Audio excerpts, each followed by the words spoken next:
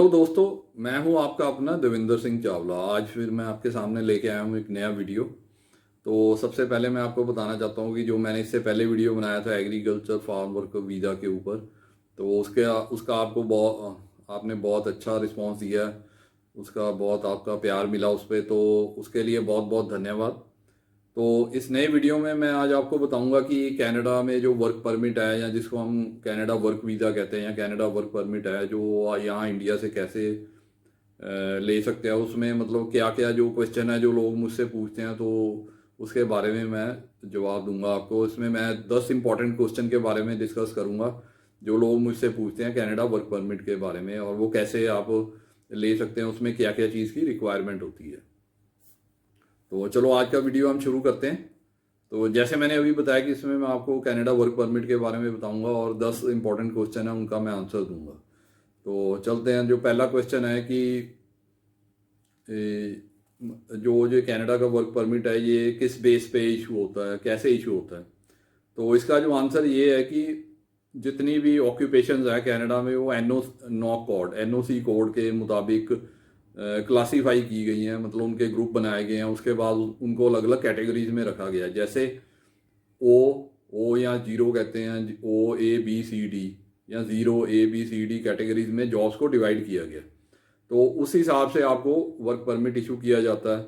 जैसे ओ और A category की जो जॉब्स है, जो मैनेजमेंट लेवल की जॉब्स होती हैं, या इंजीनियर, डॉक्टर्स, जो डायरेक्टर लेवल की होती हैं, या मैनेजरियल लेवल की जॉब्स होती हैं, वो इस कैटेगरी में रखी गई हैं। और बी कैटेगरी में जो नॉर्मल जॉब्स हैं, जिनमें जो लोग ज़्यादातर अप्लाई करते हैं, जैसे 80% टू 70 to 80% लोग जो इस कैटेगरी में फॉल करते हैं, बी कैटेगरी में। तो इस कैटेगरी की जॉब्स की बहुत डिमांड है। तो इसमें ये बेनिफिट है कि आप इसमें अप्लाई भी कर सकते हैं, और इसमें आपको पीआर की ऑप्शन भी है, पीआर भी मिलती है 1 साल के बाद। तो उसके बाद में जो आती है सी और डी कैटेगरी की जॉब, जो जो मतलब लेबर और एग्रीकल्चर फार्म वर्कर से रिलेटेड जो जॉब्स है, वो इस कैटेगरी में फॉल करती हैं। तो आपको सबसे पहले जब भी आपने अप्लाई करनी है जॉब के लिए, तो आपको ये पता होना चाहिए कि आपका एनओसी कोड क्या है और आपकी जॉब किस कैटेगरी में फॉल करती है। तो उस हिसाब से आपको अप्लाई करना है। तो उसी से आपको पता लगेगा कि इस जॉब का क्या बेनिफिट और इसमें मुझे क्या रिक्वायरमेंट है, कितनी क्वालिफिकेशन चाहिए। वो आप इंटरनेट पे जाके Canada.ca जो वेबसाइट है उस पर आप सर्च कर सकते हैं। तो ये मैंने बताया कि कैसे कैटेगरी में जॉब्स को डिवाइड किया हुआ और कैसे आप अपना वर्क परमिट अप्लाई कर सकते हैं। तो चलते हैं, इसके बाद आते हैं कि जो लोग ज़्यादातर क्वेश्चन पूछते हैं कि मैं इस वर्क परमिट के लिए, कनाडा वर्क परमिट के लिए कितनी एज लिमिट होती है। एज लिमिट मैं आपको यहाँ पे बताना चाहता हूँ कि जो वर्क परमिट की एज लिमिट है, मिनिमम एज है 21 ईयर्स। तो अगर आपकी एज 21 ईयर्स से नीचे है तो आप कनाडा वर्क परमिट के लिए अप्लाई नहीं कर सकते, कनाडा वर्क वीज़ा के लिए आप अप्लाई नहीं कर सकते। तो 21 से लेके 45 ईयर्स जो अच्छी एज मानी जाती है, 45 ईयर्स के बाद भी आप अप्लाई कर सकते हैं। Depends upon the category of job. इस पे डिपेंड करता है कि आपको आपकी जॉब कौन सी है, किस लेवल की है, उस हिसाब से आप उसमें अप्लाई कर सकते हैं। जो नॉर्मली है 21 से 45 ईयर्स के बीच में, 45 ईयर्स से ज़्यादा के भी लोग अप्लाई कर सकते हैं। आपके जॉब की ऊपर डिपेंड करता है किस जॉब में आप अप्लाई कर रहे हैं। तो इसके बाद आते हैं हम थर्ड क्वेश्चन पे कि कौन सी कैटेगरी की जॉब सबसे ज़्यादा डिमांड में है। तो इसमें मैं जो आंसर आपको बताना चाहता हूँ कि मोस्टली जो बी कैटेगरी की जॉब्स हैं उसमें ज़्यादा, उन जॉब्स की ज़्यादा डिमांड है। और नॉर्मली जो भी कैंडिडेट है, जो एप्लीकेंट है, उनकी जो जॉब है इसी कैटेगरी में फॉल करती है। तो आप इस कैटेगरी को स्टडी करिए और उसमें देखिए कि आपकी जॉब कौन सी है और उसका एनओसी कोड क्या है। तो उस हिसाब से आप अपना जॉब वर्क परमिट के लिए अप्लाई करिए। और इसके बाद आती है चौथा क्वेश्चन। उसमें जो लोग पूछते हैं कि एग्रीकल्चर फार्म वर्क वीज़ा जो है, जिसके ऊपर मैंने इससे पहले वीडियो भी बनाई थी कि उसमें अप्लाई करना हो तो क्या क्या चाहिए। तो इसमें जो मेन क्वेश्चन है, मेन जो बात है इसमें ये है कि आपका एग्रीकल्चर फील्ड में एक्सपीरियंस होना चाहिए, 3 से 4 साल का एक्सपीरियंस होना चाहिए, तभी आप इसमें अप्लाई कर सकते हैं। इसमें आईलेट्स की ज़रूरत नहीं है, और इसमें 10 मिनिमम क्वालिफिकेशन है 10+2। इसके बेस पे भी आप अप्लाई कर सकते हैं।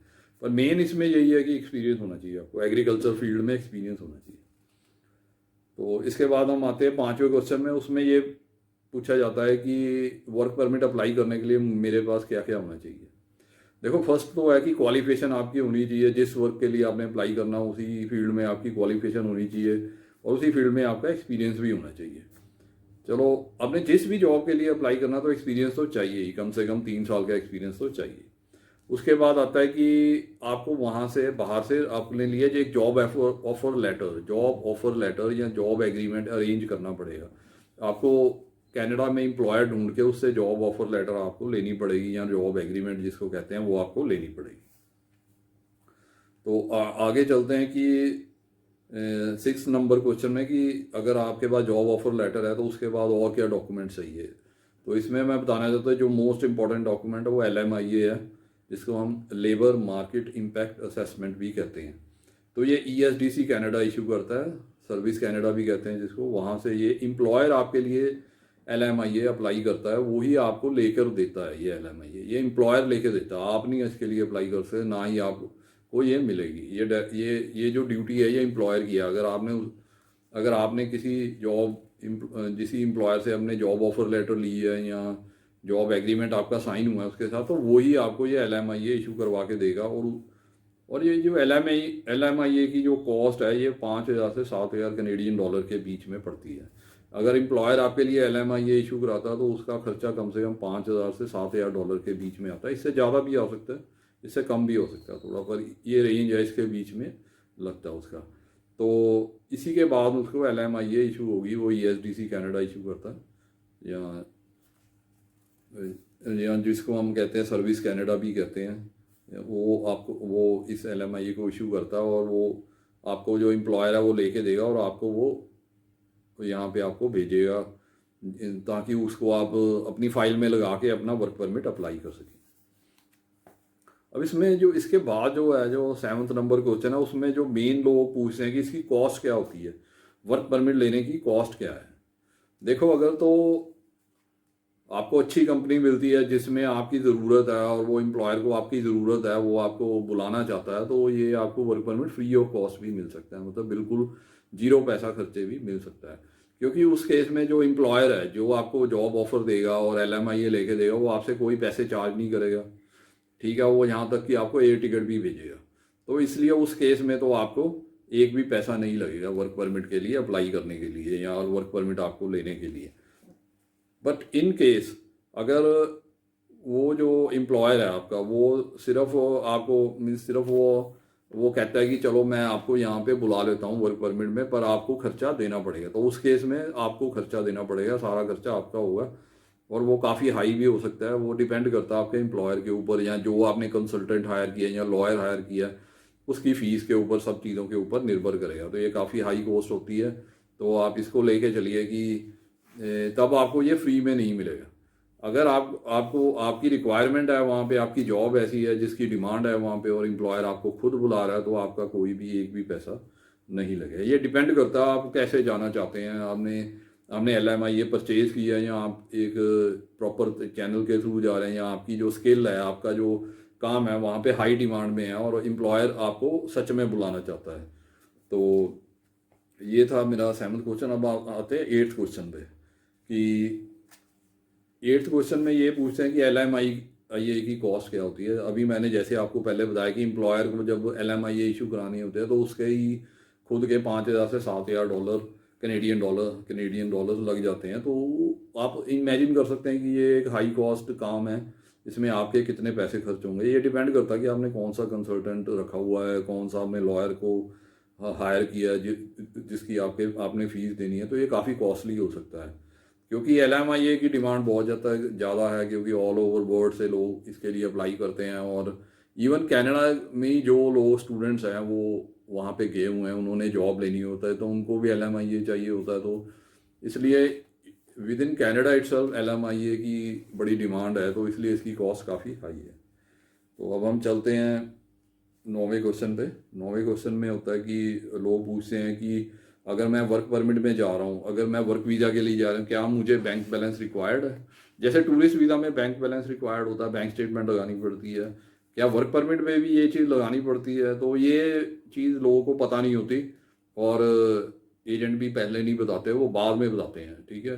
तो इस चीज़ का आप ध्यान रखिए कि अगर आप वर्क परमिट पे भी जाते हैं, आप वर्क वीज़ा भी आपको मिलता है, वर्क परमिट लेने के लिए भी आपको अपनी बैंक स्टेटमेंट अपनी फाइल में लगानी पड़ेगी, और आपके पास बैंक बैलेंस होना चाहिए कम से कम 6 से 6.5 लाख रुपए आपके अकाउंट में होना चाहिए अगर आप अकेले जा रहे हैं। अगर आपकी फैमिली भी साथ में जा रही है तो उस हिसाब से वो बैंक बैलेंस आपको बढ़ाना पड़ेगा, और वो जो अपनी फ़ाइल में आपको लगानी पड़ेगी, तभी आपकी फ़ाइल अप्रूव होगी।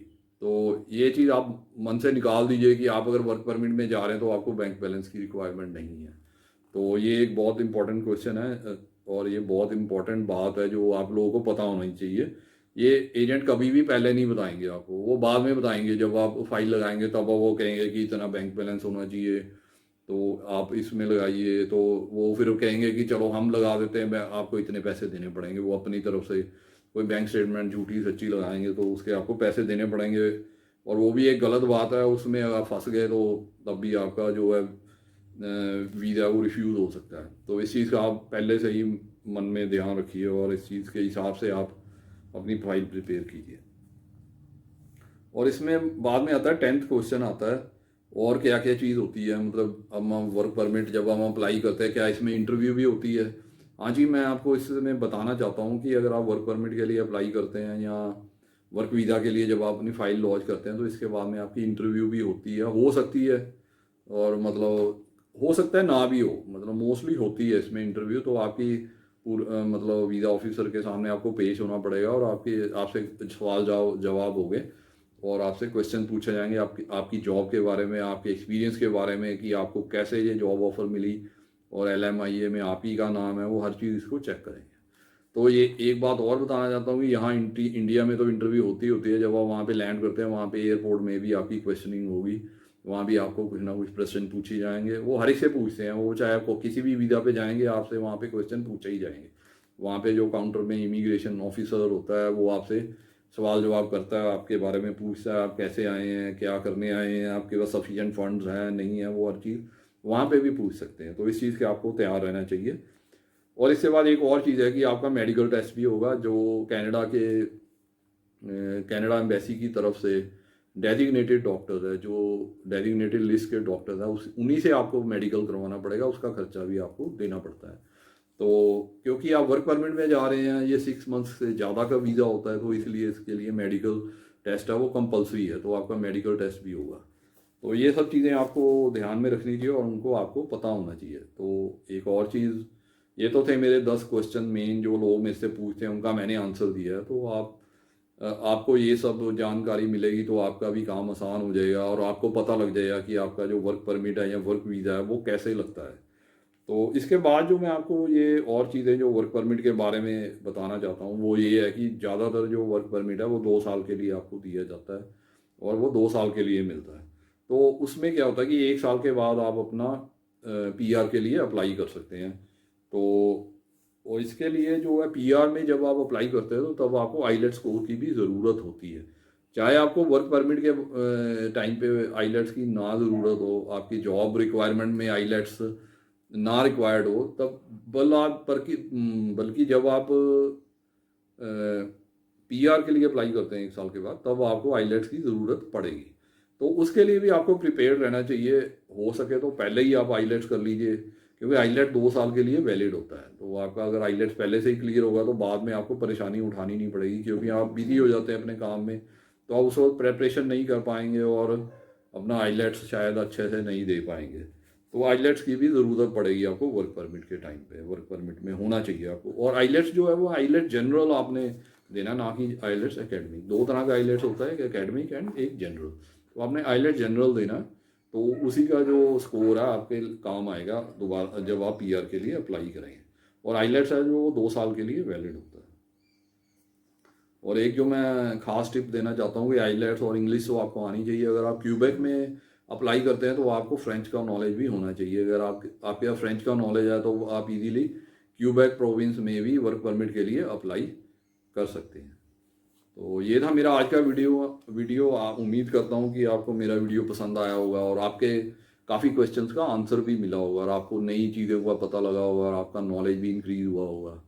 तो इसके बाद मैं आपको कुछ और बताना चाहता हूँ जो मैं अभी हर एक वीडियो में बताता हूँ। वो ये है कि मैंने आपके लिए एक बुक लिखी है वर्क परमिट के बारे में, कि आप कैसे अपना वर्क परमिट बिना किसी एजेंट या कंसल्टेंट के ले सकते हैं। आप देख सकते हैं कि ये वाली बुक मैंने आपके लिए लिखी है, जिसमें मैंने सारा डिटेल दिया हुआ है कि आप कनाडा में अपना वर्क परमिट कैसे अप्लाई कर सकते हैं, कैसे जॉब ढूंढ सकते हैं, और किस तरह अपना जो वर्क परमिट है या वर्क वीज़ा जिसको कहते हैं, आप अपना लगवा सकते हैं, और बिना किसी एजेंट और कंसल्टेंट की हेल्प लिए बिना।